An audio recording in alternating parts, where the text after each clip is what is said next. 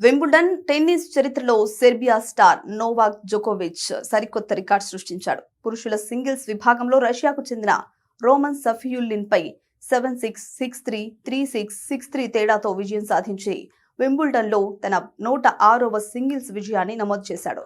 దీంతో స్విట్జర్లాండ్ దిగ్గజం Roger Federer పేరిట ఉన్న రికార్డును అధిగమించి ఈ టోర్నీలో అత్యధిక విజయాలు సాధించిన పురుషుల ఆటగాడిగా నిలిచాడు. కంటి సమస్య, భావోద్వేగాల మధ్య సాగిన ఈ మ్యాచ్ లో జోకోవిచ్ అంపైర్ నుండి హెచ్చరిక కూడా అందుకున్నాడు. అయినా పట్టుదలతో ఆడి గెలిచాడు. కాగా ప్రపంచ 132వ ర్యాంకర్ క్వాలిఫైర్ అయిన సఫియులిన్ గట్టి పోటీ ఇచ్చి మూడో సెట్ను గెలుచుకోవడం విశేషం. ఈ విజయంతో జోకోవిచ్ తన కెరీర్లో 17వసారి వింబుల్డన్ క్వార్టర్ ఫైనల్ కు అర్హత సాధించాడు.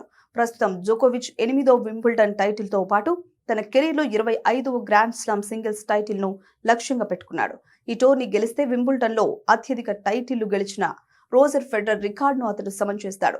మ్యాచ్ అనంతరం జోకోవిచ్ మాట్లాడుతూ కోర్టులో భావోద్వేగాలను నియంత్రించలేకపోయినందుకు క్షమాపణలు చెప్తూ మనసును ప్రస్తుత క్షణంలో ఉంచుకున్నవాడే నిజమైన విజేత అని పేర్కొన్నాడు. క్వార్టర్ ఫైనల్లో అతడు కెనడాకు చెందిన ఫెలిక్స్ ఆగర్ అలియాసిమ్ లేదా స్పెయిన్ కు చెందిన అలెజాండ్రో డేవిడోవిచ్ ఫోకినాతో తలపడనున్నాడు. మహిళల విభాగంలో ఇప్పటికీ 120 విజయాలతో మార్టినా నవ్రాటిలోవా అగ్రస్థానంలో కొనసాగుతుంది.